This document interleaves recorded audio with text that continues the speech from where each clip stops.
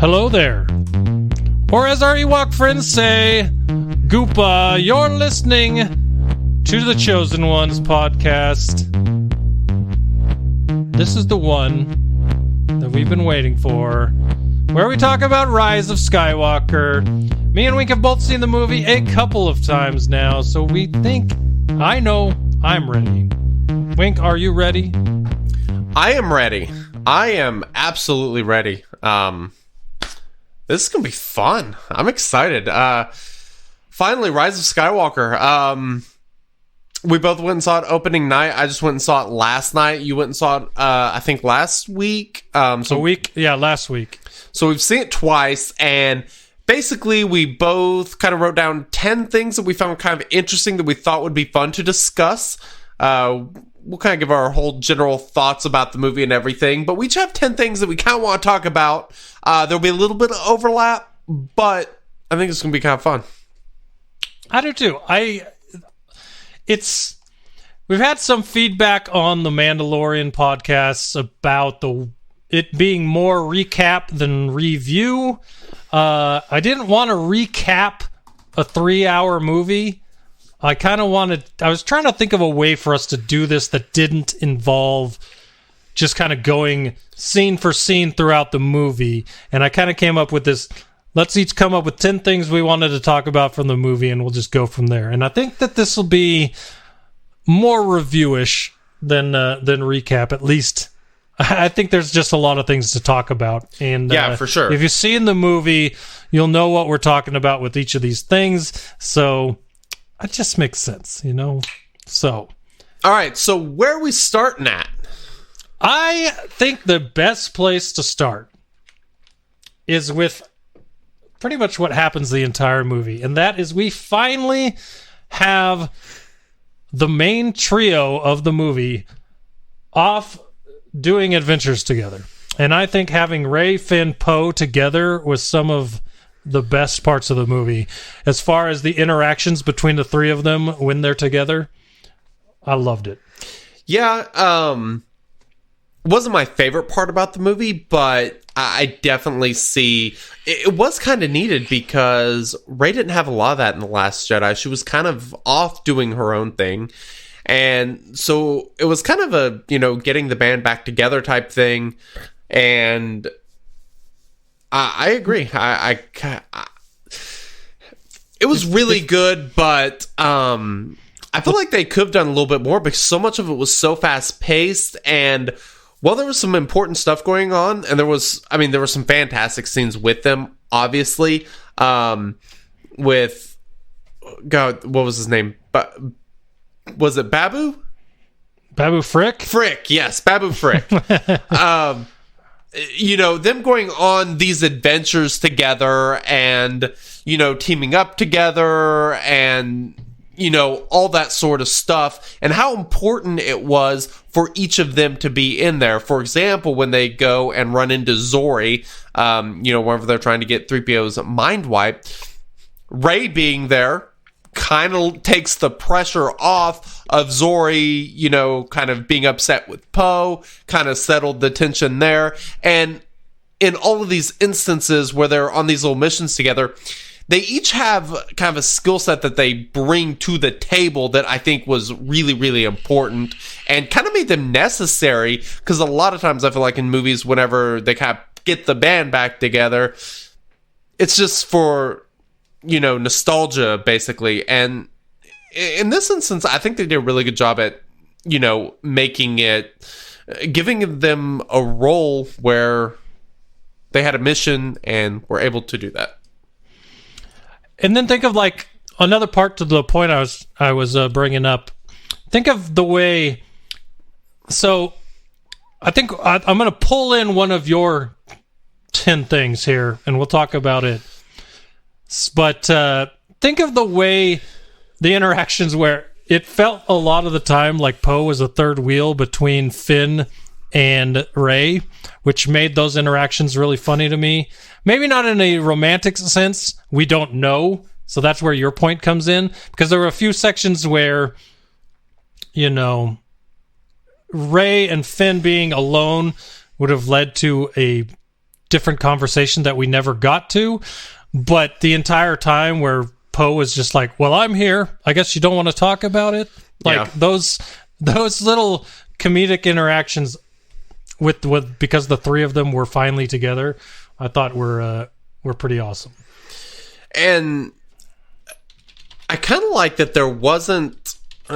This is going to kind of be the controversial thing. I think we're on opposite sides of this kind of next thing, but that there wasn't a lot of romantic stuff going on here.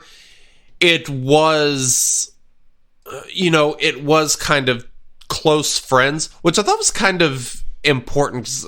Honestly, it feels like every movie, there's the romantic relationship that's always going on, and you're wondering how that affects everybody. And I feel like they kind of did a pretty good job at kind of intentionally letting us know that that's not where this was going. That wasn't the intention here.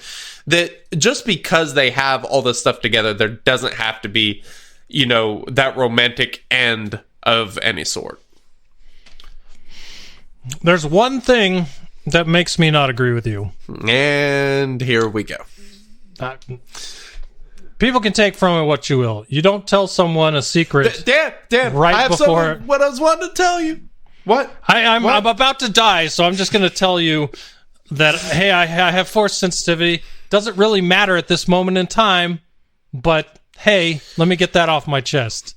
So, no, to me, he was going to tell her that he loved her before he died. That makes the most sense. And you're talking about the part in the desert where they're sinking in the sand. They're sinking in the sand. They think they're going to die. Yes. Nobody goes right before they die, hey, I should tell you that meatloaf you made last week was amazing.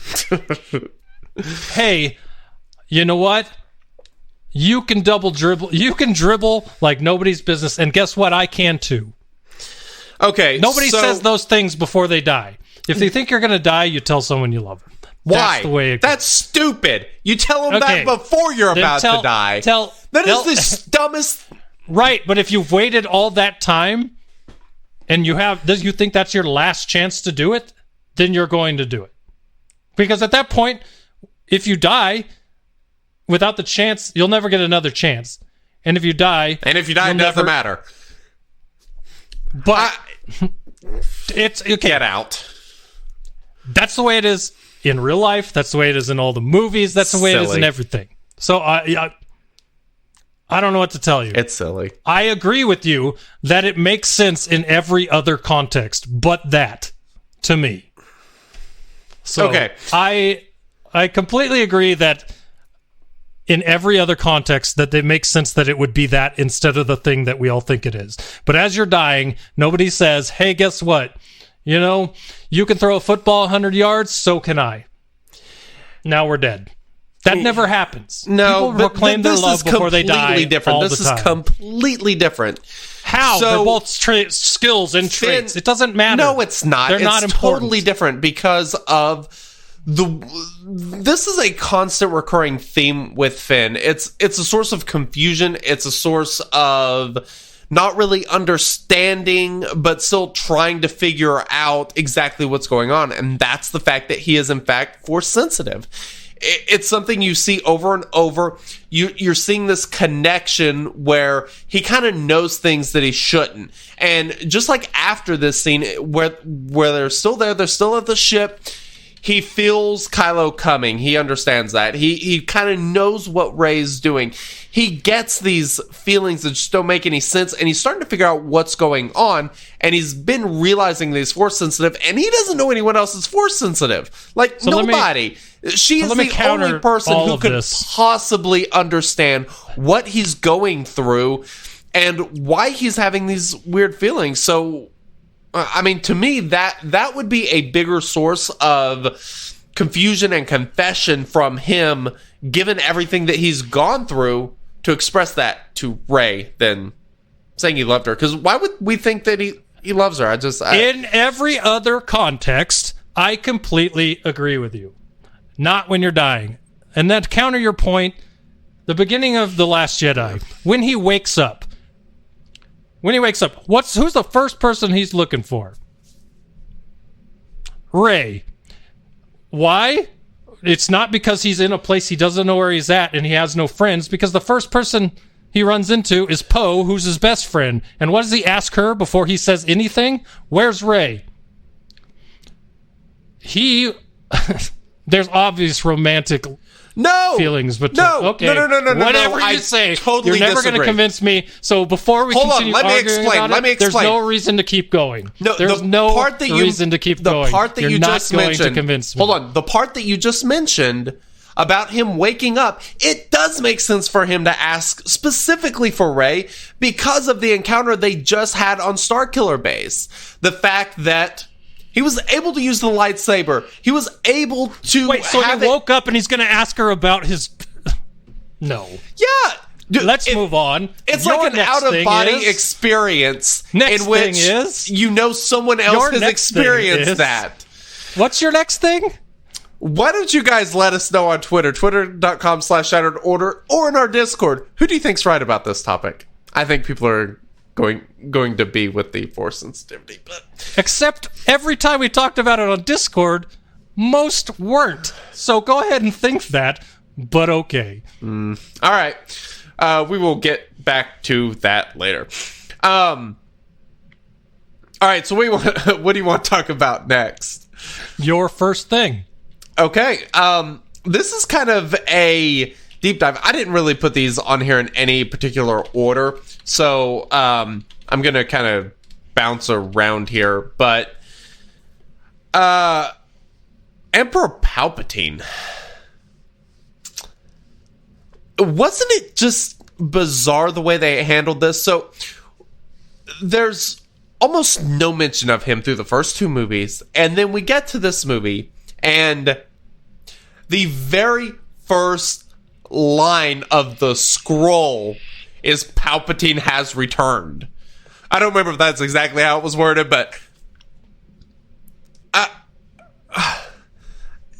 I hate that they could have introduced him with some sort of, let it be a mystery. Let Kylo go and end up finding him like he did in the movie. It just seemed really weird the way that all that was handled. And then, Poe's I think there's an explanation for that. Palpatine survived somehow. I think there's an explanation for that, and people can hit us up on Twitter or on Discord and let me know if I'm wrong here. But I think that in the beginning of a book called The Dark Empire that this happens. Okay, you shouldn't have to go to a book to explain I get more detail. Right. More detail is fine, but you shouldn't completely leave out significant things that matter to the story and of why something happens. You shouldn't just leave it out and leave it into a book. That's ridiculous. Well, the book isn't even the same. It's just the idea of him coming back through a transmission, I think was in that book. But I'm with you. It was a giant leap between movies to suddenly hear, hey, Palpatine sent out a message, and the first part that we're going to get in the movie is Kylo looking for him. Where did the message come from? What was it delivered in? Who were the first people that got it?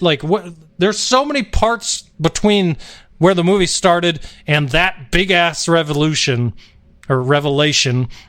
that are missed and confusing and should have been, I would hope, would be more, we're dove into more. I was going to say divin. What's the word? I don't. Anyways, there's more you should have gone into there about that. That's what, just having it be part of the scroll seemed to not give it the justice it needed. Yeah. You know what I mean? That's fair. I wish they would have done something more to explain. They could have given Emperor Palpatine a completely, totally throwaway line about how this Sith colony was able to find him when he got launched out of the Death Star. Or something. I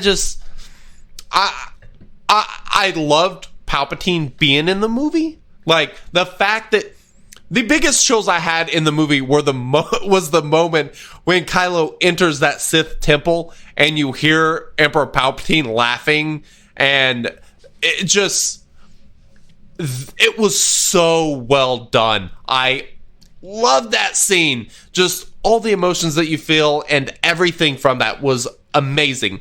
The fact that Palpatine had been orchestrating this whole thing, I don't have a problem with that at all. I wish they would have handled a little bit different. I don't necessarily love that it was kind of him in flesh and blood, or what was left of his flesh and blood.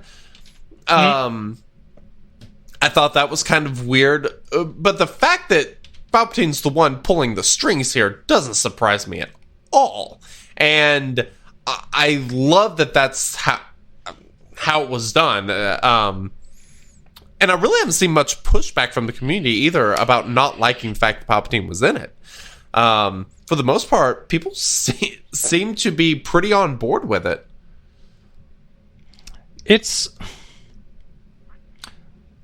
So we're jumping right into this. There was a quote-unquote leaked script that didn't include Palpatine, and I think the movie would have been just fine without him. I mean, it's cool to have Palpatine and everything, but I don't think that he was a necessity for the last movie. I think that they could have done something different. Like, I don't know. You could have had him as a Force ghost. That's what I thought was going to happen when they introduced, like back when Star Wars, the Star Wars convention happened, and he was introducing the trailer and everything, and you hear the laugh. I thought that we were going to get Kylo talking to Palpatine as a Force ghost, or we're going to get dark side Force ghost now, and he was going to give him some kind of whatever, fully pull him over to the Sith, or tell him how to complete the whatever. Well, they could have made Emperor Palpatine almost like old Ben was after he died in the original trilogy. How he's there helping somebody kind of get along. I wouldn't have had an issue with that at all. And whenever I say kind of pulling the strings, like, that's kind of more what I'm talking about.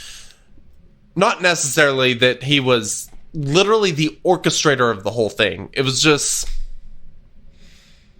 I think it was a good idea that maybe wasn't executed perfectly, but there were, of course, like I said, the part where you first see him, and honestly, most all the scenes with him are fabulous. It's just the way they got to that, it felt so disconnected from the rest of the trilogy. And we'll talk about this as we go through each movie in the trilogy. It's so disconnected movie to movie. It's not a fluid story.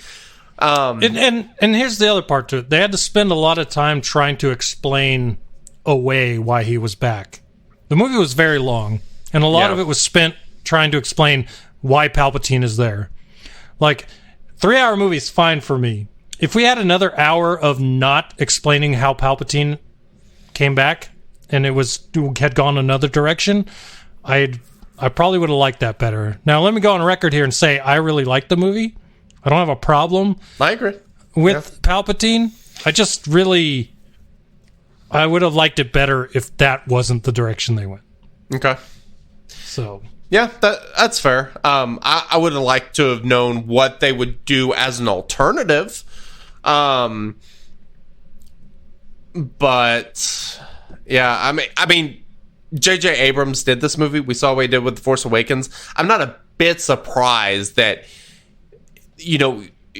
was digging stuff back up that happened in the previous movie. I mean, he dug stuff up from episode 4 to use in episode 7. He dug up stuff from episode 9 to use, or from episode 6 to use in episode 9. Not a bit surprised. I'm a J.J. Abrams fan. I love a lot of the stuff that he does. But I love everything he does. Could have been a little bit more original with these.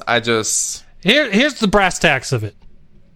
The movie should have been directed by one person for all 3 movies. 100%. This jumping between producers is what caused this trilogy to No be so question. fractured. J.J. Abrams should have done the whole thing, or Ryan Johnson should have If done Ryan the whole Johnson did the whole thing, it would have been more fluid and better. If Totally J.J. agree. Abrams had done the whole thing, it would have been fluid and better. Instead, you 100% had this agree. pissing contest between the second or episode 8 rewriting everything from episode 7 and episode 9 rewriting everything from episode 8. I That still was the don't problem think I'm with on this board trilogy. with that, but I see There was your plenty. Ray's parents are nothing. Suddenly, Ray's parents are something. No, Snoke was a big deal. Snoke wasn't a big deal, or Snoke was a big deal. Snoke isn't a big deal. There's a lot of things that were completely redone by JJ to go back on what Ryan had done. I think the Ray's parentage thing fits in perfectly.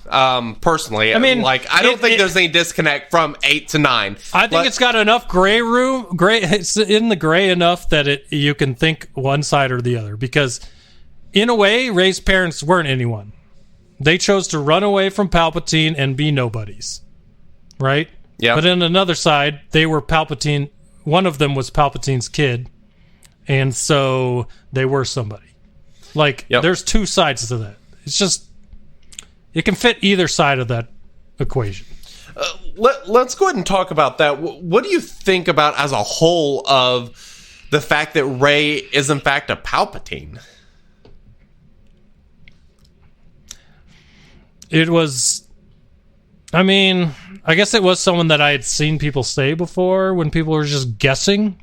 It was not the one that I thought would be true.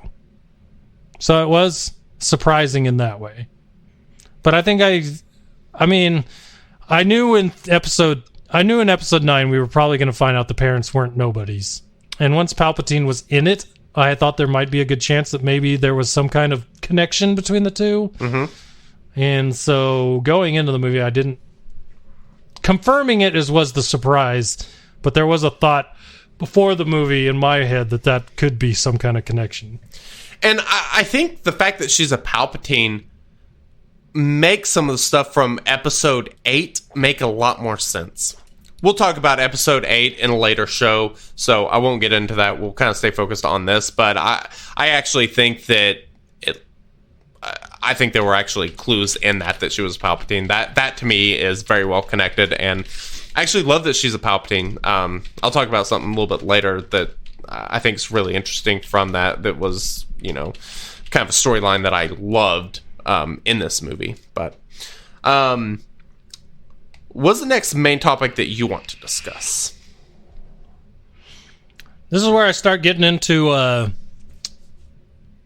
you say main. Not all of mine are main. They're just things about the movie I want to talk about. Yeah, so, that's... let me just pull one out. This one kind of is a main, and that is General Leia's death. To me, they seamlessly did a great thing for the character through the movie, using just footage that they had extra from The Force Awakens to finish out the trilogy. And I felt like... I agree. I didn't know... Going into the movie, I was like, she's going to have to... She can't be in this movie for long, right?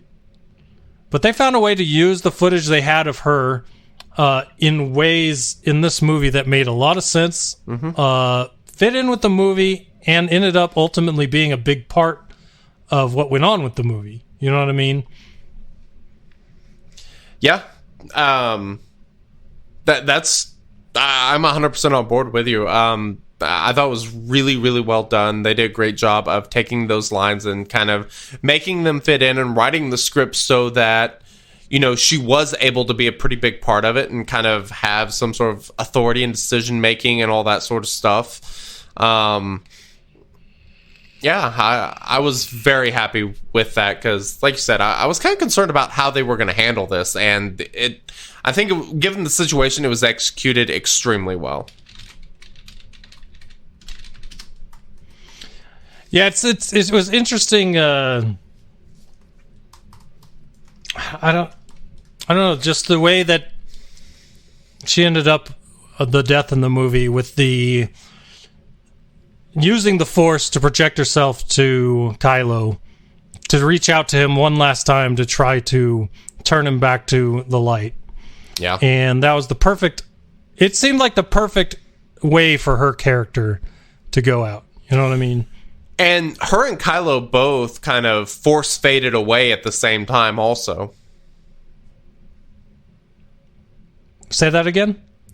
Her and Kylo, like, force faded away, like, at their death, basically at the same time. Did they? Mm-hmm.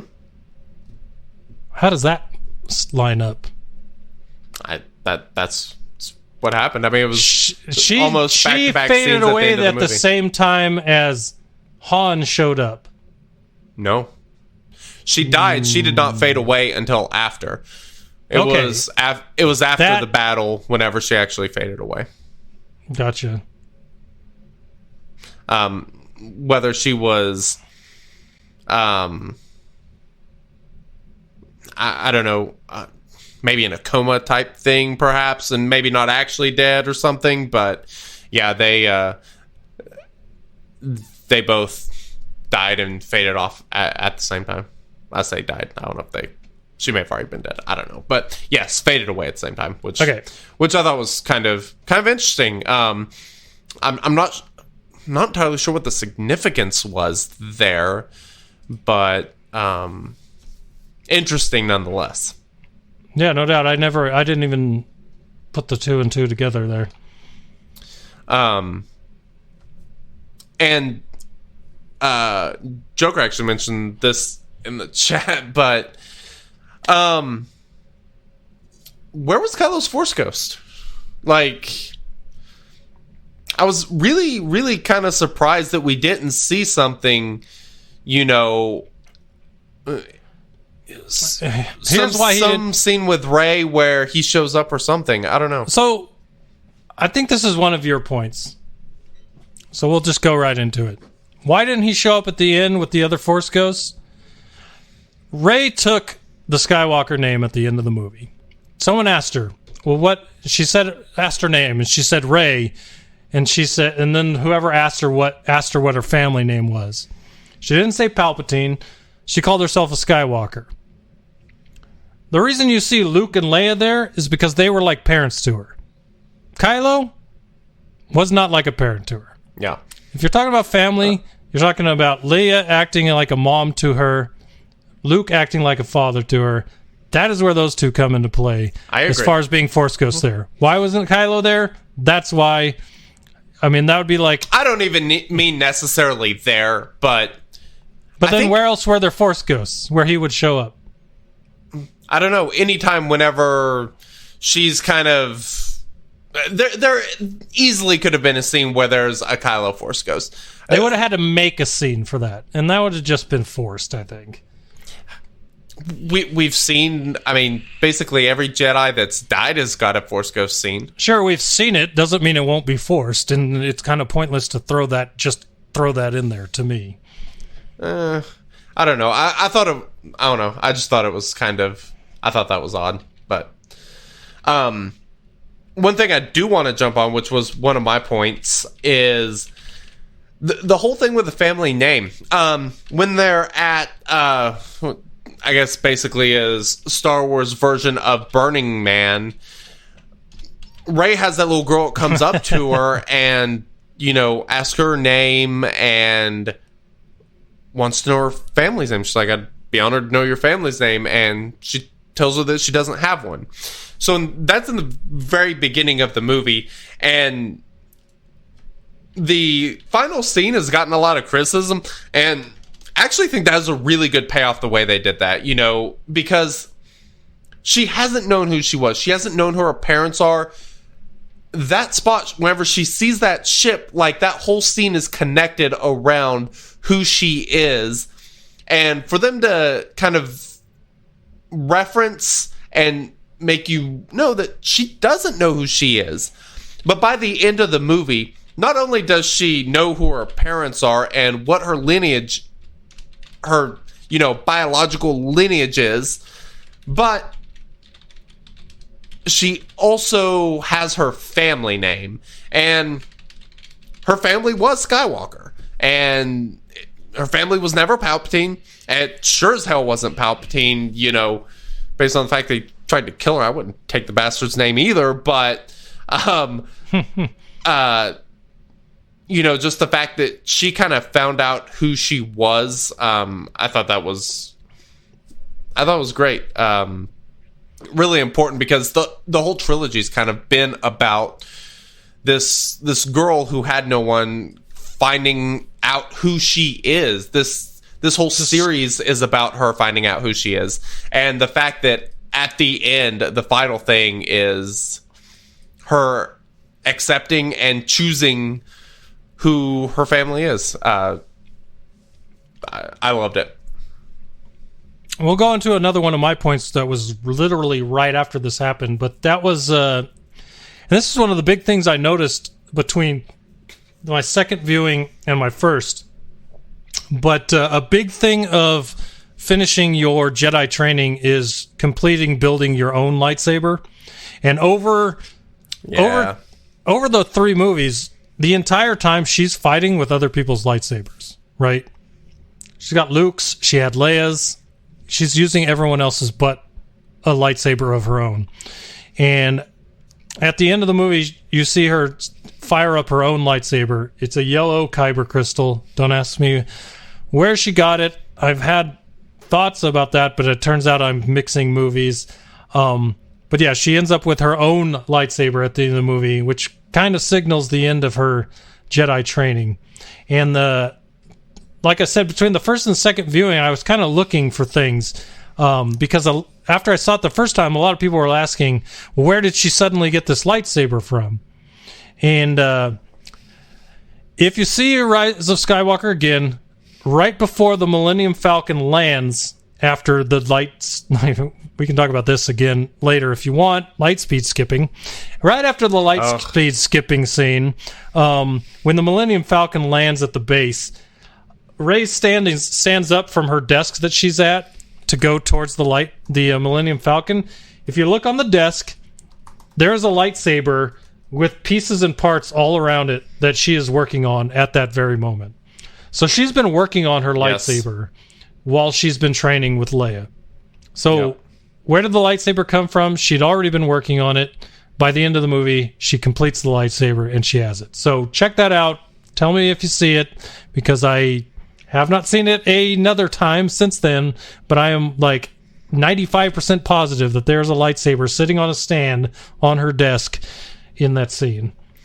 I didn't notice that. I remember you telling me about it. I wish I had been paying more attention to that. But you can clearly tell that the hilt of the lightsaber is from her staff. So she has officially given up her staff at the end of it. Towards the end, you can kind of see the deal where the thing that she turns to turn on the lightsaber, the switch for the lightsaber.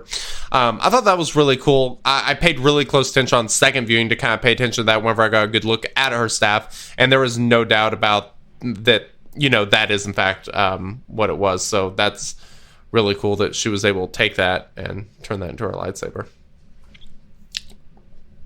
I remembered a yellow crystal somewhere, and that's where I thought she got it from. And I guess the crossover where I got confused was, I believe Jyn Erso wore one around her neck in Rogue One. And Rogue One was between all of these movies, and that's what confused me. Yeah. So I don't know where she got the yellow crystal, but I thought I'd seen it before, and it turned out I was just mixing movies. So yeah, I don't know. All right. So one thing that I actually found really funny, and like the first time I saw the movie, I was like, well, that's odd. But the second time I was like, oh shit. And that was General Hux, the first scene that we see him in, when Kylo comes in with his Knights of Ren after he got his helmet fixed. Which, okay, quick tangent on that. I can't remember what it was called, but it is, I believe it was a Chinese like melding technique to bond metal together. At first, I thought it was kind of silly, the helmet being put together the way it was, with the colored in between. It looks cool, but just seemed kind of odd. But it is an actual technique and a design that, actually is kind of historic, which I thought was really, really cool. Something I'd never heard of, but I loved it. What'd you think about that part? I never thought he should have lost the helmet. I mean, it's kind of the thing for most. I mean, it was amazing for Vader. We obviously know why he wore it. But Kylo was wearing it to try to be like his grandfather. And I just always thought it was weird that he had to lose it because of Snoke in the second movie. But it made total sense to me that he put it back on. And it has nothing to do with canon or the story or anything. I just think he looks cooler. And I think you sell more things when he has a helmet on than when he doesn't have a helmet on. It just made more sense for him to have it on. Now, it was cool. And it made more sense for the helmet to look different in the third movie than the first movie, because now you've got two different versions. And then to use an actual technique that exists in the real world to put it back together, I thought it was a smart way to do it. So I'm probably going to butcher the name of it. Kintsugi. Kintsugi. It's a Japanese ceramic art, basically. And so that's basically where the idea was taken from for putting his helmet back together, which I thought was kind of cool. And it's kind of him collecting himself, because you've seen these... Kylo's evolution through the three movies is pretty drastic as well. Whereas last movie, he kind of, I don't want to say was waffling, but you wasn't really sure where he stood. Was he against the First Order because he killed Snoke? Was he coming back towards the light or what? I think the helmet being put back together kind of showed, I guess, a repair in Kylo's mental, I don't want to say stability, but thought processes and emotionally where he's at and what he's kind of striving towards. Because in this movie, he's very in command and in control, kind of knows what he wants and what he's after. But the thing that I thought was hilarious was whenever he walks in and mentions, he throws the guy's head on the table. He's like, "We have a spy amongst our ranks," and starts walking around, and he kind of mentions, "General Hux, you seem uneasy about my appearance." Well, General Hux was uneasy because you just freaking dropped a head on the counter over a spy who is Hux. I obviously did not catch that the first time, but watching that in the second viewing, that part was absolutely hilarious. I loved it. What? That's just his face. That's just what he always looks like. I've slammed him against the wall so many times, he's just worried I'm going to do it again. That's probably true, and that's probably, that's probably what he was assuming, that it was some sort of fear or something like that. And I kind of think that's kind of back to, Kylo kind of being in control of who he is. He's very forceful and aggressive in this movie, and that's kind of, I could see where he would make that mistake. Anyway, I thought that was extremely funny, and the look on Hux's face where he almost has a sigh of relief whenever Kylo mentions something about his look, because, obviously right then Kylo's, he's kind of got a heads up on who the spy is, but he just kind of misinterprets what that uneasy feeling is. So I thought that was funny. And neither of us really put this down as a point, so I'm just going to mention it real quick. The fact that Hux was the spy, actually, the reason didn't surprise me, but when we found out that he was the spy the first time, that did surprise me. Now, when we found it out, I'm like, oh, it makes total sense. He's like, I hate Kylo Ren. I will easily spy. And then, he just kind of, like when he's trying to get Finn and Poe out of there, He's just like, I didn't do this for you. Yeah. He's just basically like, screw Kylo. That's the only reason I did this. I hate Kylo Ren. Well, and, Hux is kind of meant to be the commander. He was raised as the one to be in charge. If you've read the Aftermath books, you kind of have an idea of, his father and kind of how he was probably raised to be that way. And the fact that, there's someone else that's kind of in control. He wants to take him down, and he wants to be the one back in control. And, that kind of, ironically, that pride ends up being his downfall when General Pride kills him whenever he finds out he's the spy. And oh yeah, no, there was no second guessing there. No, there was not. Goodbye, Hux. That like the quickness that happened kind of surprised me. I was like, oh, well, there goes Hux. That's over with. Yeah, that for was sure. All right, quickest death. So what do you want to talk about next? All right, so it looks like we're both at 3 here. So let me go with a quick one here. Leia, now canon that she had Jedi training. Yes. And the idea, I guess what I believe it was the reason she quit was because if she had finished her Jedi training, it would have brought back the Sith. And that's why she didn't finish her training, but they came back anyway, so that didn't end up working out for her. But she did have training, and there was a nice CGI training montage between Leia and Luke, and it looked like, based on what they were wearing, that I was there on Endor for at least for the training montage. So canon now, Leia has Jedi training a lot. The Last Jedi, this movie, all that Force use, now we know where the majority of that training to use that came from. And, I think that's kind of important. People talk about how this movie kind of crapped on The Last Jedi and tried to undo everything it did, which I don't entirely agree with. But this is a good example of... We've never seen Leia use the Force before. And in The Last Jedi, she did, and it's kind of like, well, okay. And now they actually tie that back in this movie, showing that she did train as a Jedi. So she obviously has those abilities, and that at this point would probably be a natural instinct that's built in due to all the training that she did have. Yeah, no doubt. So that was actually pretty important, I thought. Okay. You put this down, I want to talk about it.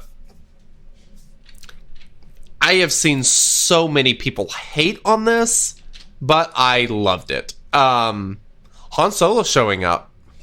Bro! I don't think that was probably the biggest surprise to me in the movie when he showed up. Yeah. Hey, you hear off screen, "Hey kid," and I'm like, that sounded like Han Solo. They pan over and there's Harrison Ford standing there. I was like, what? I thought it was great. And so if anyone if anyone was going to turn him back to the good side, to the light side, it was going to be the person that was causing him the most agony throughout this whole process. 100%. And I've listened to other podcasts and read stuff, and a lot of people seem to hate this because it's like, Han Solo wasn't Force sensitive. He's not a Force ghost. It's basically a dream that Kylo has. You've all had a dream. You've all had conversations in a dream. This was, I think it was completely within bounds to be at a moment of a crossroads of not knowing what to do, in which your self-reflection inside, you kind of start thinking about what someone you care about would have to say to you. And that's what that was. And that was exactly what Han would have said to him if he were still alive. And that was a projection of what Kylo thought he would say. It wasn't actually Han Solo. It was a projection of what Kylo thought Han would say. And I think he's right. And, you know, if that's the thing that he needed to allow himself to be redeemed and, you know, forgive himself for that, wonderful. Like, I have no issue with that. Everybody here knows that Han Solo would have forgiven him for that if he did the right thing in the end. Well, first off, doesn't matter how it happened. If it's just the memory, it makes perfect sense, especially for anyone going through a trauma, right? Yes. That memory will always be there with you. Whether you're the one that brings it to yourself and you're having a conversation with yourself, it doesn't change anything. You're still going through that and working yourself through it, whether it's the real person or not. That's one side of it. But there are theories out there as well that Leia, what Leia did was when she laid down there and was that she had gone and brought Han back to him. That's what she was trying to do while she was there, was reaching out and trying to get to Kylo the best way that she could, knowing that was the way that would finally bring him back. Yeah. I don't know if I subscribe to the theory, but it makes sense to me, because what else was she doing?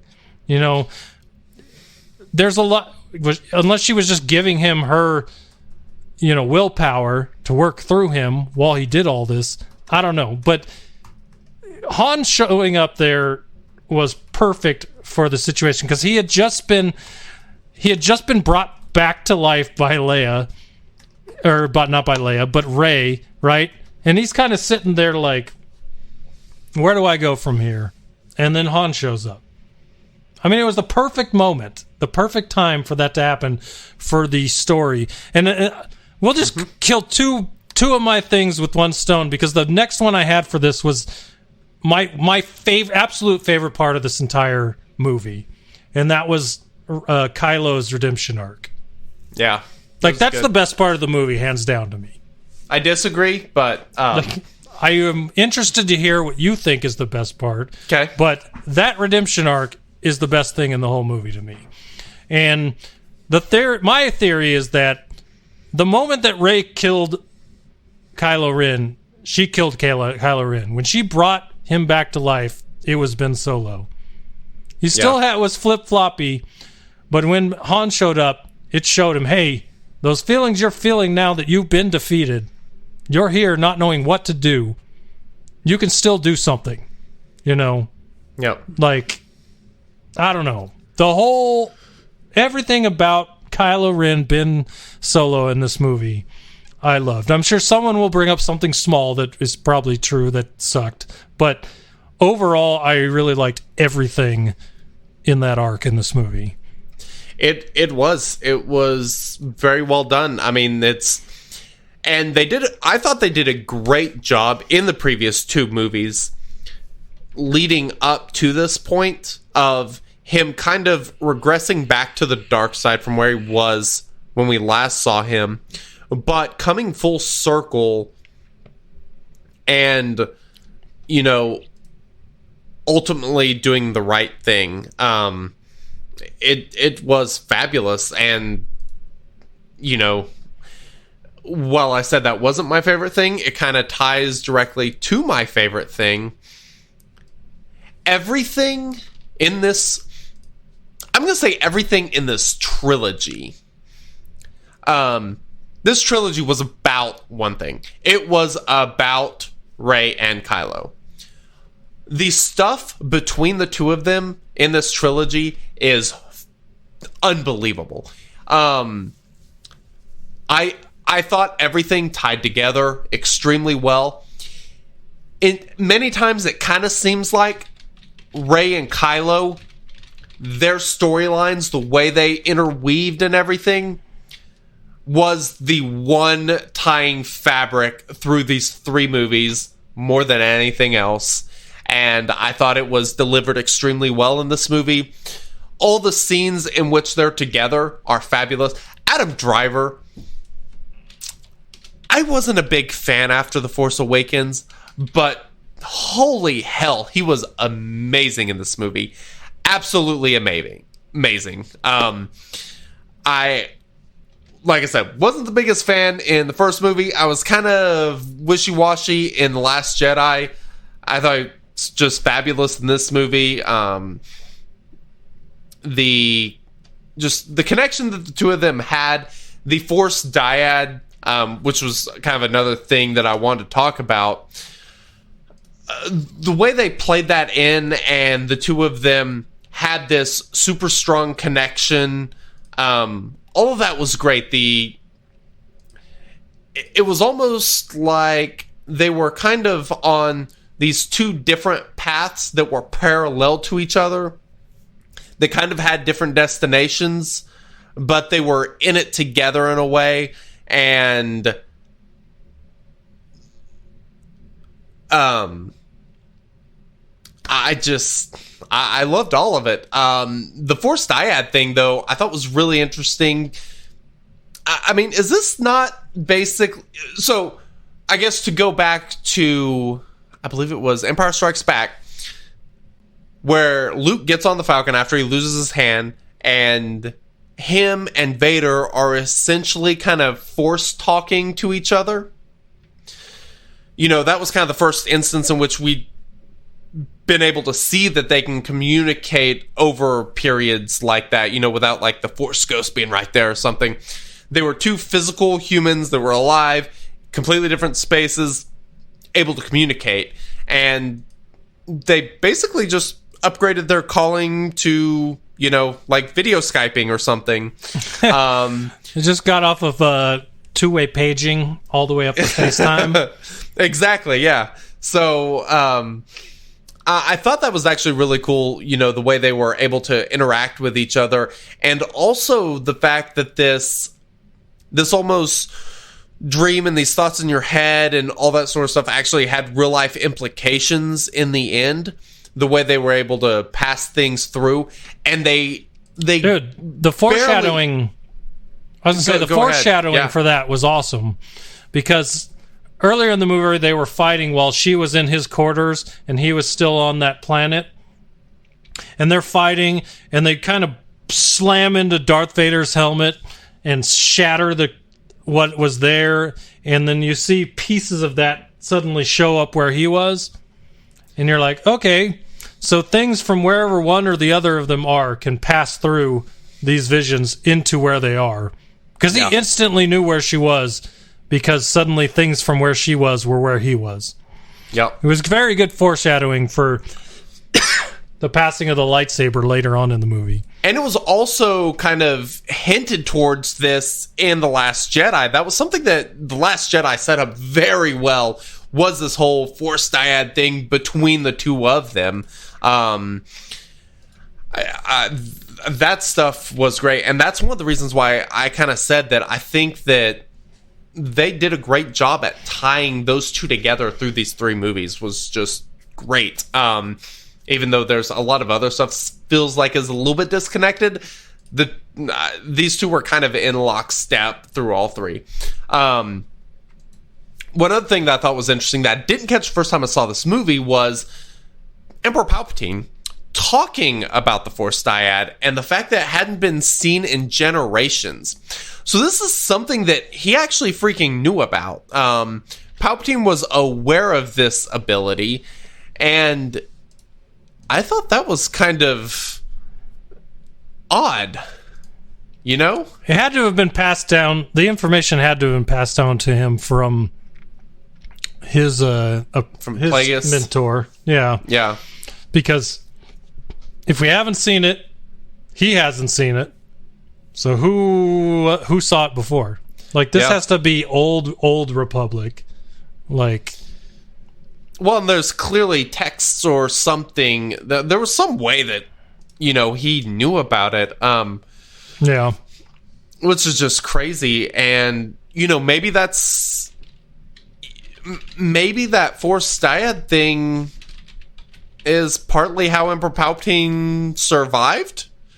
If he had a way to do the same thing, except maybe transport himself through something, that would be a possibility. So, who knows? But yeah, I thought that was all that stuff was just great. I'm really anxious to go back and watch the first two movies after seeing the way that the connection between the two of them paid off extremely well. All right, let me go into a couple more of my things here. I thought this was interesting, just kind of tying into the original trilogy. Rey needed to get off Octo, whatever the planet's called. And Luke's Force Ghost raises Red 5 from the water, which, you know, if you watch the original trilogy, was something he couldn't do. He failed to do in his Jedi training with Yoda, so I thought it was really cool. Him bringing Red 5 out of the water, which we saw in TLG, it was down there, and Rey using that to get back into the fight. Yeah. Very interesting. Everyone's like, that is an old call sign of Luke's ship. And you're like, yeah, that's because Rey's on it. Yeah. I thought that was a great callback. But like you said, the redemption for Luke, you know, bringing the X-Wing back out of the water, and that callback, I thought was really good. There are some of the callbacks that I thought were really corny. That was not one of them. The whole Rey kind of giving up, I won't say giving up, but it was more of kind of fearing what she's capable of. Running off to be a hermit like exactly many before her. And, you know, I thought it was really good the way Luke was, you know, kind of there for her and able to keep her from making the same mistake that he did. While we're here, we can talk about one of the biggest things that people thought J.J. Abrams was, you know, stepping on Rian Johnson for, and that was, so Rey's burning, I forget what she was burning. An X-Wing or a TIE fighter? Whatever she flew to the planet on. Tell me if I'm wrong here. I might be totally misremembering, but I'm pretty sure she was burning whatever she got to the planet on. It was on fire. Oh, yes. Yeah, the ship that she took. Yeah, I gotcha. So it's on fire. She takes the lightsaber. She's looking at it, and she throws it at the ship to throw it into the fire. And that's when Luke's Force Ghost pops up, grabs it before it flies in the fire, and he says, "A Jedi's weapon deserves more respect," basically. Yep. And the problem that a lot of people had was with in The Last Jedi, when the beginning scenes, when Rey's handing him his lightsaber, he grabs it and chucks it over his shoulder. Yep. People are like, "Oh well, JJ's just talking trash about the way Ryan portrayed Luke and whatever." I completely disagree with that. All right, we're on the same page. It's already been said that is not the case. Like, if you didn't watch The Last Jedi, you might agree with that, and you just wanted to talk trash about the last movie without seeing it, maybe. But the fact of the matter is, throughout The Last Jedi, going into this movie to where Luke is as a Force Ghost was all a journey of Luke getting back into believing in himself, believing that he could do 100%. something, and becoming the Luke Skywalker he was before. Yes. That is why he 100%. took it and said that to her. And kind of to tell her, you know what? I was the same way, and I've already learned, and I want to teach you that this is not the way that we should do things. You know what I'm saying? Like, completely, I heard that. The people were saying that, and I'm like, that makes no sense. Did you not watch these movies? Luke was a different person at the beginning of that movie than he was when you saw him as a Force Ghost in Rise of Skywalker. So the learning from your mistakes and correcting your path was huge in this movie, and this trilogy, really. I can't wait to talk about The Last Jedi so we can talk about that whole thing with Luke, because a lot of people hated it, and it was probably one of my favorite parts of this trilogy, actually. But the fact that he realized his mistake and doesn't want someone else to make the same mistake, that's what a teacher should do. That is him living up to what people thought of Luke more than anything else he's done. I'm 100% with you. It was awesome. Very, very. I kind of figured you'd be with me on that one. Yep. At least. So. So while we have that, on the other side, one thing that I hated about this movie, and I mean absolutely despised, and The Last Jedi, not so much, but a little bit, but I didn't feel like there were consequences for anyone's actions at all. The only person, there were two people, Snap Wexley, who died in the battle, kind of due to Poe's poor command in a way. And then you also had, I forgot who else I was going to go to. There was someone else that died that I thought was actually pretty important for just kind of showing the mistakes that people make and the fact that there are consequences for them. Because we see the part with Chewie, and God, I love Chewie. I didn't want Chewie to die. Chewie getting medal at the end, wonderful. I hated the way that they handled that whole thing. Hux, that's the other person I was thinking of. He paid for his actions. Rey didn't really pay for any of her actions. I think this would have been a better movie, but certainly would have got trashed for doing this, had they just let Chewie be in the transport that exploded. Let there be a consequence for Rey's actions. Let something like that help direct her away from that feeling and that side and that, kind of frustration that was taking her down that path. I just feel like there needed to be something there. At the very least, hold that feeling for longer than 5 seconds. Yeah. Because when that transport blew up and I thought they killed Chewbacca, I'm like, screw this. I'm done. I don't want to see any more. You killed Chewbacca? Are you kidding me? Yeah.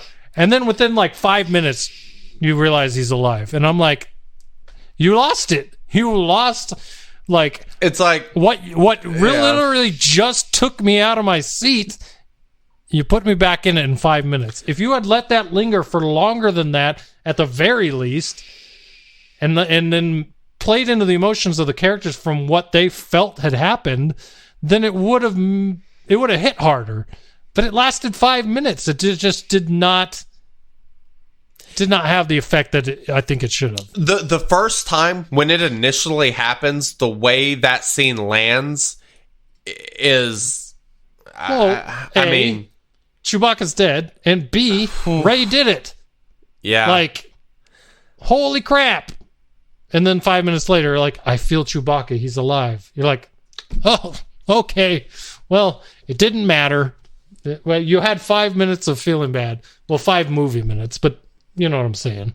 Yep. I agree.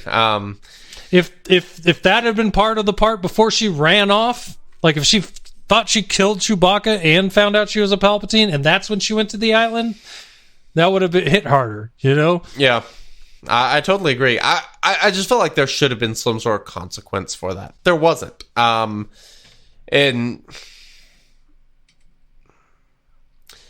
I don't know how they could have done it that wouldn't have completely pissed people off, because people would be irate if that's how Chewie would have died. Chewie not getting the respect he deserved, blah, blah, blah, blah, blah.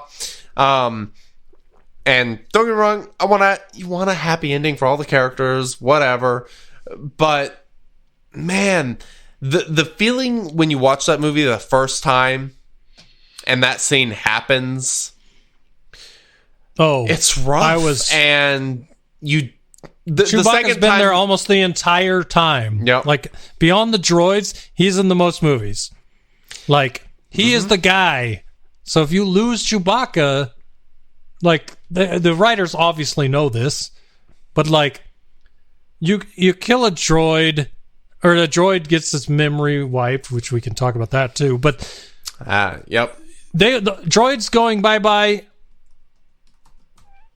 It's a thing that happens, right? It's like my toaster broke 10 years later. I had to get rid of it. You know that's going to happen. You know, and you know people are, cycle of life. People are going to die, but it's just different for a quote-unquote living being than a droid. And Chewbacca's been there through so many movies. There's so much... Like, if I ask my kids who their favorite character is, longevity plays a big part in it because they love the droids and they love Chewbacca. Why?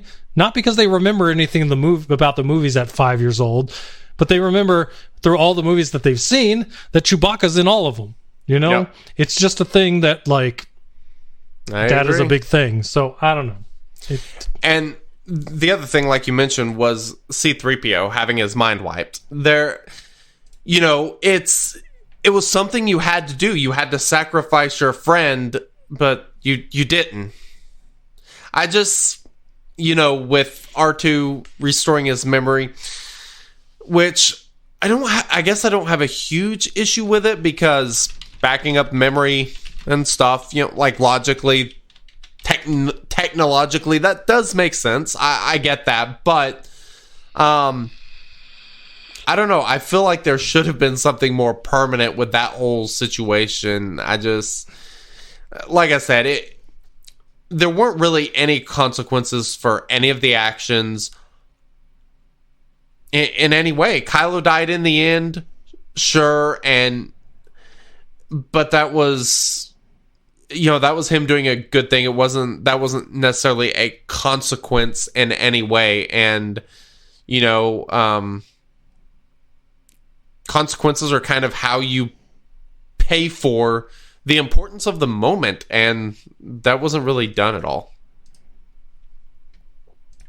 So I'm just curious if you can think of any off the top of your head, besides Chewbacca, where else would you have felt like something needed to happen that didn't?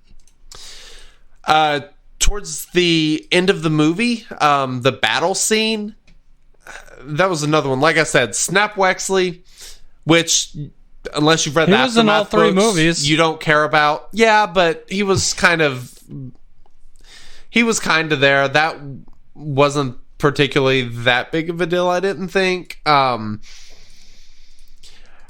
don't know. There could have been... I mean, people freaked the hell out when Akbar died, and he had very little anything. And this movie needed something like that, in my opinion. But that's my point, is like, let's say kids watch this movie 10 years from now. Okay. They might think the same of Snap Wexley as they do of Akbar. Because Akbar didn't have any big parts. And I mean, his biggest claim to fame in the original trilogy was saying it's a trap. That's it. But everyone freaked out. That is a really famous line, though. Snap's not anywhere. Okay, I understand Snap doesn't have any lines. I'm just saying Akbar was a side character in the original trilogy. And people freaked out. Oh, justice for Akbar. He shouldn't have died like that. Why is that such a big deal? It doesn't make any sense. Yeah. Like, Snap's the same way. It might mean something to some people later on. I don't know. But my point is, side characters die, might not mean anything now. Things can change over time. I'm actually really interested to see 15 years from now when kids that didn't know anything really about these movies now watch them again in 15 years and what their thoughts on these movies are. Totally agree. You know what I mean? And it may change our perspective then. Yeah. But I mean, fair. Like, the original trilogy came out basically while I was born. So 78, 81, 83, something like that. I don't know the exact years, but they literally came out when I was born. Like the ending of the trilogy was right in between when I was born. Okay. So for me, I'm a huge Star Wars fan, but I'm a huge Star Wars fan that came well after the movies. Now I'm kind of curious to see like kids that are born in right in the middle of this trilogy that come back to watch it later, knowing what Star Wars is, because it's not going away. Mm-hmm. It'd be interesting to see what they say. You know what I mean? Yeah, I agree. That's fair. But, I mean, I still don't think there was necessarily anything like, say, Holdo, for example, you know, who actually had to kind of pay for some of the mistakes she made and owned it, and there wasn't any of that in this movie, and it just kind of takes a little bit off of, you know, the reality of it. I feel like that happens a lot in movies. It not does. To take away, not to take away from your point, does. But I feel like that happens a lot in the movies, so I'm not really surprised. But, and here, I don't want to go off on another topic. I feel like what you want Rian Johnson would have done, and J.J. Abrams didn't. Yeah, I totally agree. I honestly think J.J. Abrams was too nostalgic about Star Wars to do this trilogy. See, I don't think he was too nostalgic, because I wanted more. I liked the fan service. I did not like going off on separate. See, Ryan, okay, before we go off on too much on a tangent, I would be okay with Rian Johnson having his own trilogy. Me too, 100%. I said it. Totally fine with it, because he could do whatever he wanted, sculpted it into what. There would be no preconceived notions of what is supposed to happen in his own trilogy, unless it was based on previous works. In his own trilogy, if he were to write it, I think it would be really good. But like I said, these sequels needed to be written by the same person over all three. Yeah, I totally agree. I don't have a problem with That's the Rian biggest Johnson. downfall of this trilogy, for sure. But, yeah. All right, what do you want to talk about next? Well, let me look at what you got here before I go.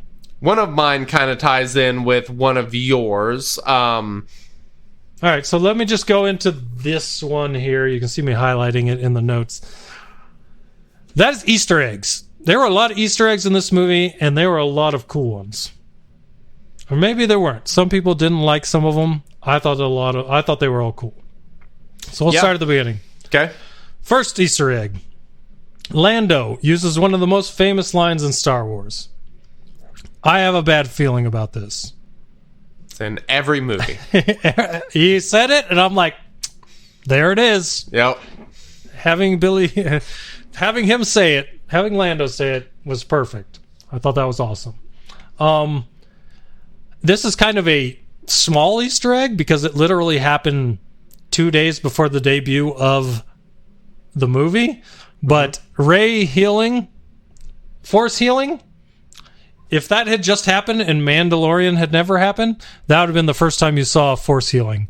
But literally 2 days before the movie came out, little green gizmo showed off Force healing for the first time in Star Wars. Yep. Well, for the first time in movies. So, Rey healing was kind of a throwback 2-day throwback to what we just saw in the end of Mandalorian. And so one thing kind of about the Force healing, because we see Rey do it multiple times, and then we ultimately see Palpatine basically do it at the end by kind of sucking the life force out of Rey and Kylo. So all of that was kind of a little bit of foreshadowing leading into how the movie would end, which I thought all that was actually played out really, really well. I like the introduction of the Force healing. I thought it was pretty good. Yep, no doubt. Another Easter egg. Red 5 shows up. Yep. So we knew it was there from TLJ, but I feel like it'd be a little bit more rusty. I'd be scared to fly that thing after been hanging out in the water for God only knows how long. Yeah, no doubt. That thing, I'm sure the seats were wet. Let's just say that. Hope that cockpit was sealed. You better hope so. Let's see what else we got. This one really surprised me. Wedge Antilles shows up in the final battle as a gunner in the Millennium Falcon. Yep.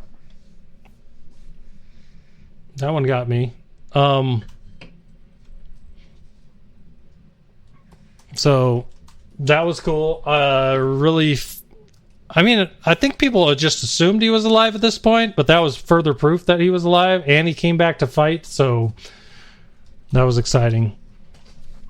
And in the most, this is the one where I said people might not like it, but in the most cheesy of fashions, Maz Kanata gave Chewbacca a medal after the final fight,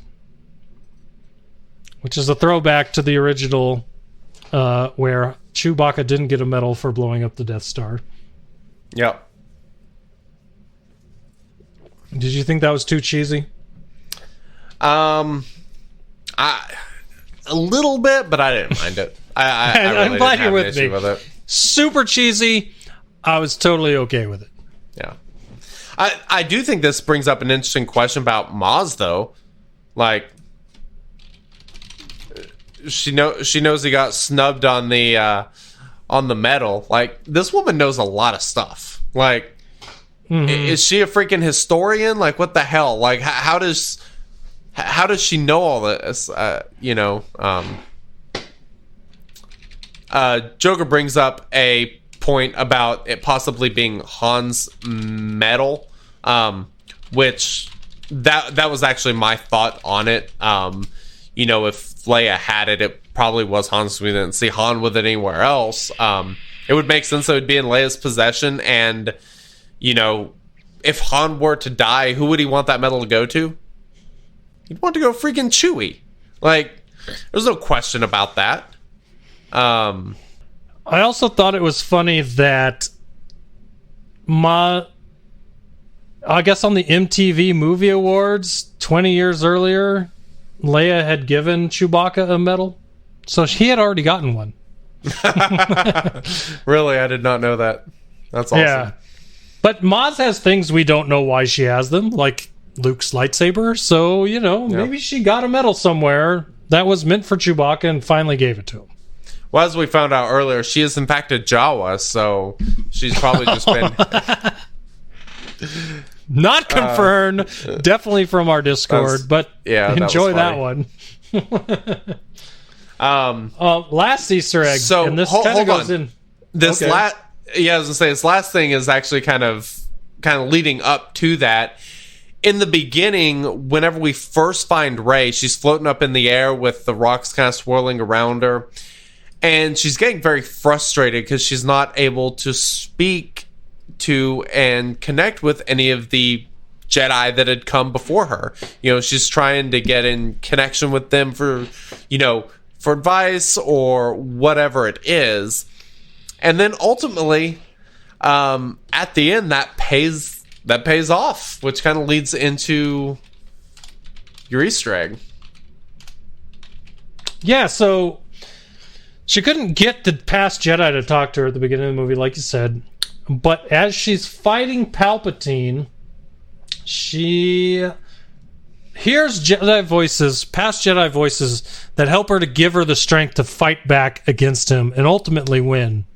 So that was interesting enough that she finally was able to get that and then to hear them. But then it was also interesting the different voices that she heard, right?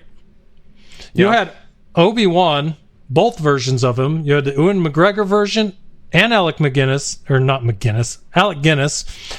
You heard both of them.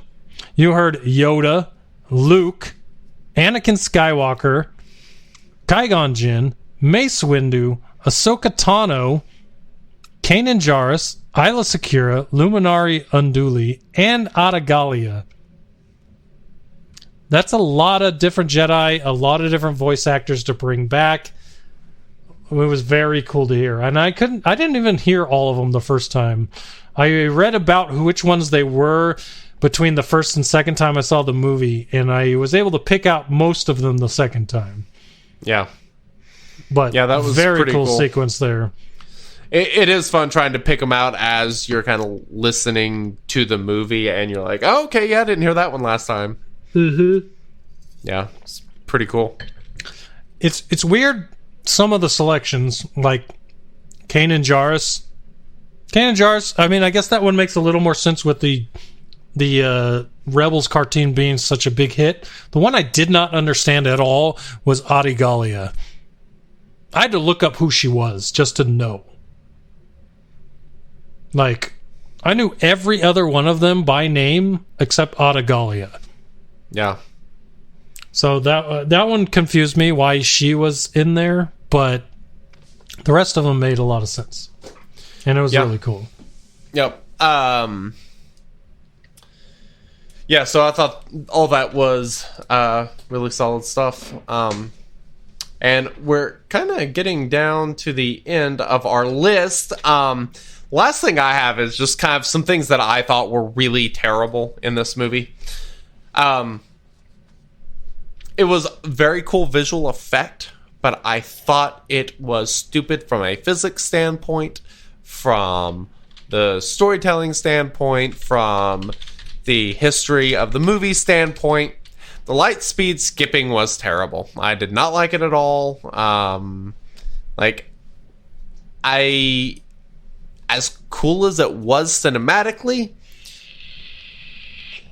I would have preferred like a much more traditional style kind of aerial battle. Did you not like Holdo lightspeed jumping through the ships either? It was... I was going to say, because to me they're the same thing. That's fair, yeah. I can kind of see your point there, yeah. So, two things that had never happened before for some reason in all of Star Wars suddenly becoming things in these two movies. I think the Holdo thing makes more sense. Like, how are you going from light speed to basic speed or whatever you want to call it, yet you're in the middle of some high traffic area without hitting anything multiple times, just jumping around? Come on. Didn't really do it for me. Another thing that really didn't do it for me was Palpatine's super lightning. Up into space, powering all the ships. That one was like... yeah. That was weird to me, too. I could have done without that. Just kind of silly. Another thing that I thought was kind of silly: where the hell are Star Destroyers falling on Endor and all over everywhere? And Bespin near the Cloud City. Yes. And like, what the hell? Where did they come from? If they explode and start flying out, eventually maybe one might pass. I don't know. I thought that was dumb. That was another instance where JJ watched Return of the Jedi and saw that happening, thought that was cool, wanted to do it again. I thought it was dumb. I don't know why. But why were they even there? It doesn't make sense. I don't know why they were there. Did some ships jump to light speed and get there? Like, yeah, I'm with you. Maybe. That made no sense. Unless they had left and, were about to destroy those places, because they had the, mini laser on them to destroy planets. Maybe it got there and somehow them destroying the capital ship destroyed all the other ones or something. I don't know. I'm not even going to get into it. Just, I didn't like that.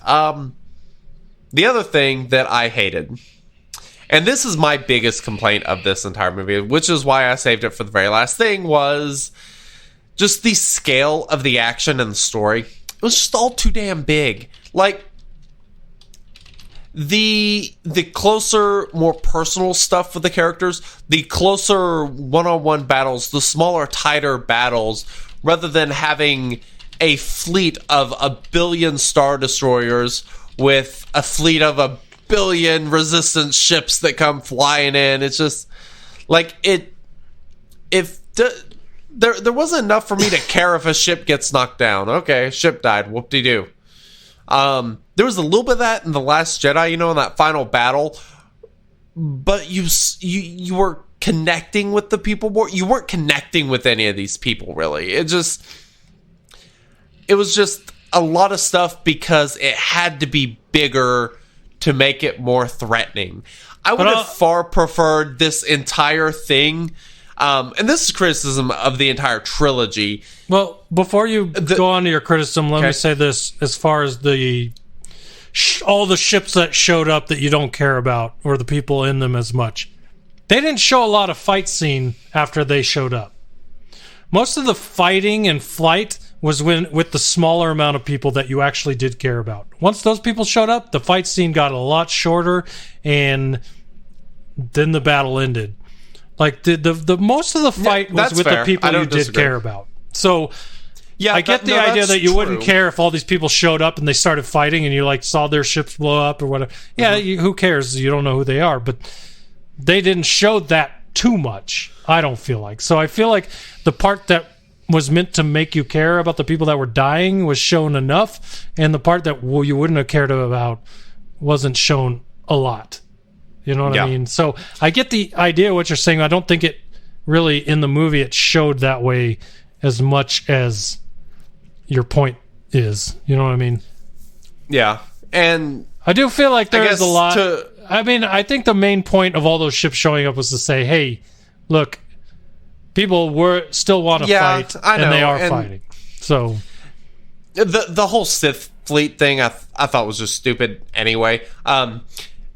I would have loved this story so much more if it was more of maybe a role reversal of what we saw with the original trilogy, where you have this band of rebels that are going against the Empire, whereas in this series you have this band of the leftover Empire that is the First Order that's kind of coming and trying to infiltrate the New Order.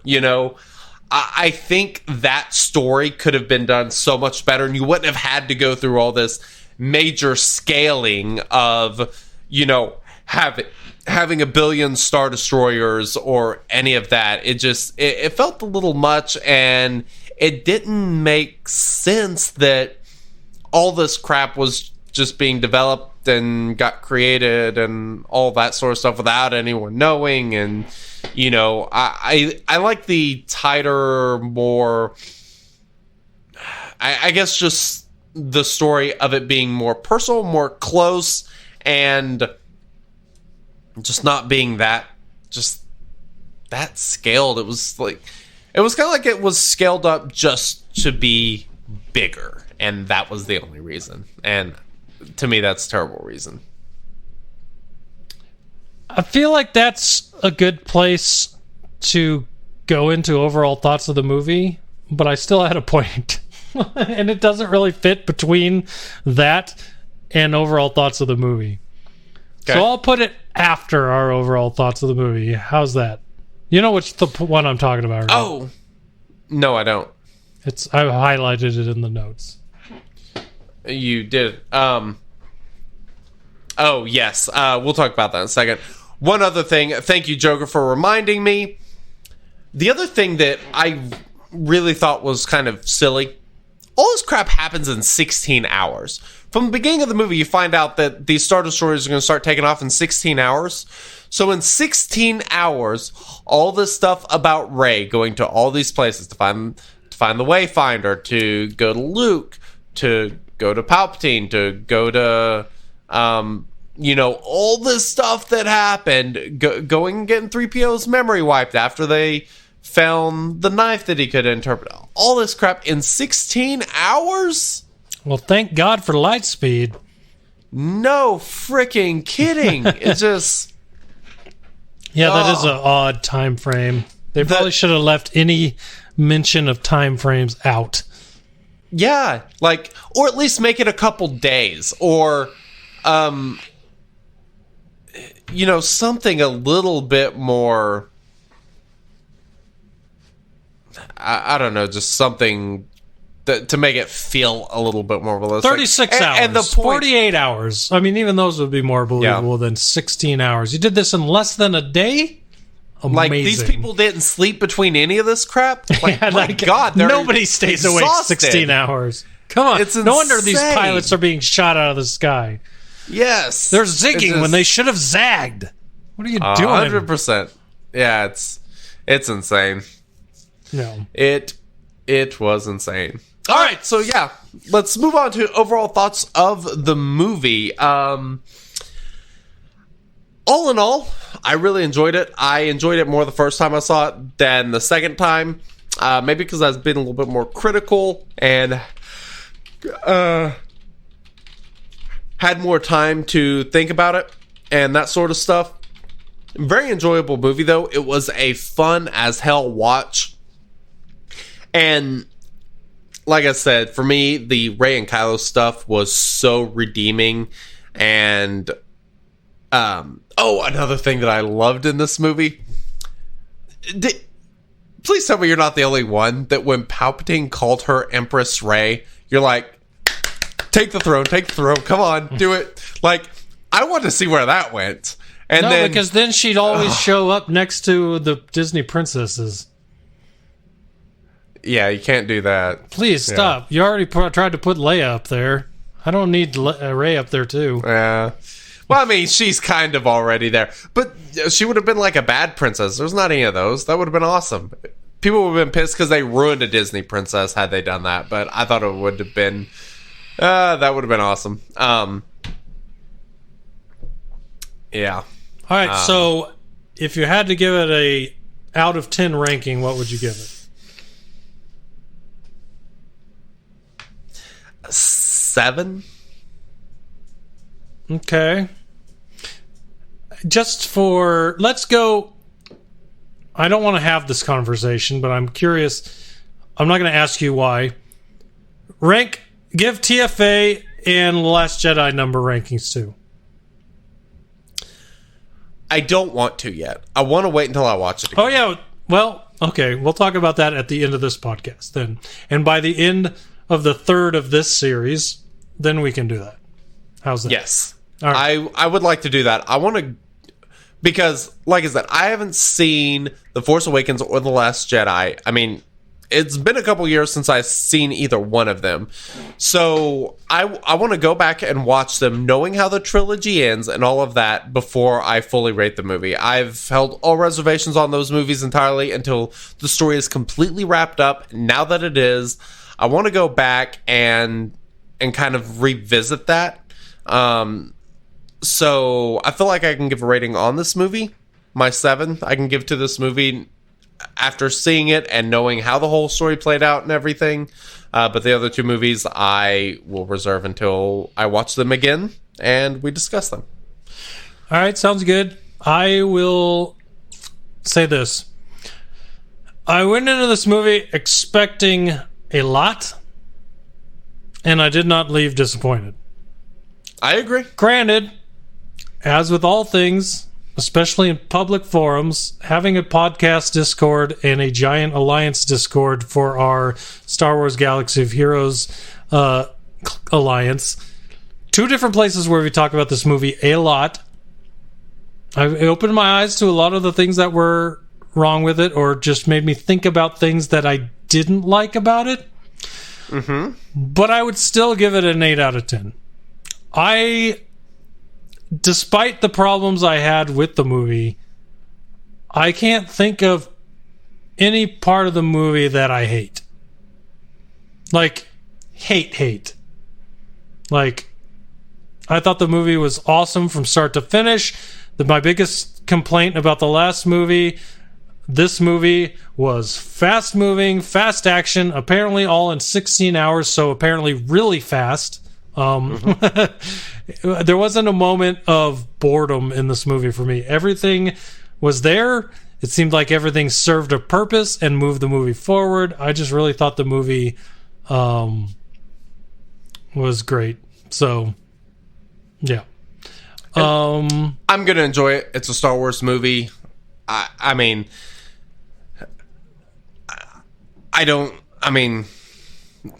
Episode 1 and 2 are probably the only two movies I would rate below a 5.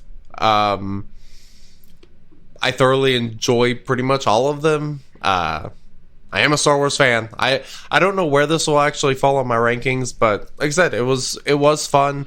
I really enjoyed it. Wasn't the best Star Wars movie. I had serious issues with it, but there was stuff that was great and was delivered extremely well also. So before we end the podcast, I want to mention characters from this movie. There were 3 new things, or people, or, branded characters that they're selling toys for, and Funkos and everything else. Dio, the robot. I thought it was hilarious. You know what I'm talking about, right? Conehead robot. Droid. Sorry. Yep. Like anytime anyone tried to touch it. No, thank you. By the way, voiced by J.J. Abrams. Hilarious. Yep. That was very, very good. And that was another kind of example of kind of a little bit of a redemption arc for that little guy, and kind of starting to trust people, which I thought was cool. But did no one think, like, this thing was on that ship where Rey's parents were on, the ship that she remembers? That droid probably knows something about her, don't you think? Its battery died on that ship. Like, there's got to be some sort of connection there. Yeah, there's something missing from his memory bank that we never found out, and we'll probably never find out about. But yeah, interesting. The other one, I'm only going through these because my last point that I wanted to make was about the third one. So the second one is Jannah, who was a defected First Order stormtrooper, which I thought her character arc was an interesting one because it gave someone for Finn to relate to and feel like he wasn't the only one, because there was an entire squad that were given orders to kill children and women and said no and walked away from the First Order, and instantly became Finn's like right-hand person, battling with him in the last battle. So I thought that was really cool. She was really cool. And then, quick question. Do you think she was Lando's daughter? Yes. I totally think she's Lando's daughter. Yeah, I definitely think that's what they were hinting at the end. Okay, so we're on the same page there. Now, my last point that we didn't get to in the main things, because it didn't make sense. One of my favorite things about this movie, Zori Bliss is awesome. That character... Who doesn't love some Kerry Russell? Kerry Russell's character in this movie, amazing. Zori Bliss, so cool. The interactions with Poe, because of their sexual tension, former somethings, everything about those two. For example, after the final battle, during the celebration, Poe sees her in the crowd, and he looks at her kind of like, are we going to kiss? Are we? And she shakes her head no, and he's like, no. Okay, that's fine. I cracked up laughing. Like, dude, her eyes can act circles around me. Yeah, it's... Like, yeah, that was good stuff. She's fantastic.